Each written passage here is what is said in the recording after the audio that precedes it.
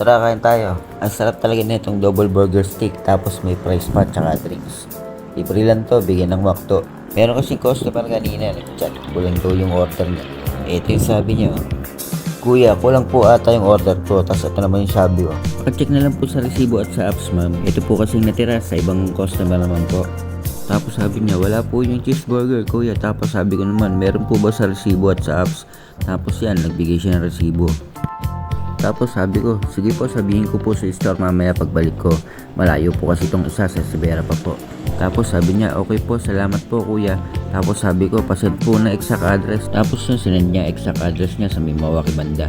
Tapos yun, tapos na. Hindi, joke lang, pero binalikan ko yan. Kaya lang bago ko balikan yan, nakakuha pa ako ng 2 booking kaya medyo tumagal palalo. Bali, naging 3 na rin pala kasi yung pangatlo, yung store kung saan ko kukunin yung kulang na order ng customer.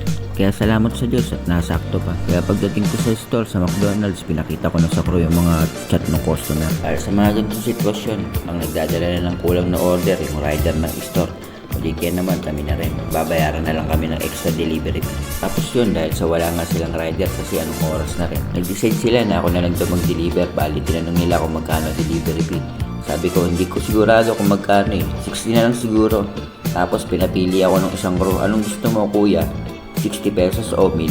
Siyempre dahil sa nagugutom na rin ako, meal na lang ang pinili ko eh. Magkano yung meal? Nasa 100 plus, diba? Malaking tipid na rin yun. Tapos si customer naman, binigyan nila ng isang mango peach.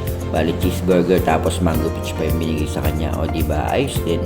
Ito pa, masarap. Pagdating ko sa customer, binigyan pa ako ng tip na 40 pesos. O diba?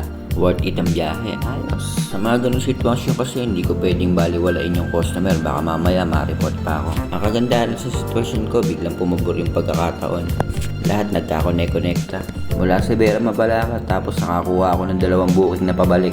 Tapos yung pangatlong booking, ito nga nakuha ko yung McDo kung saan kukunin yung kulang. Saktong-sakto, di ba?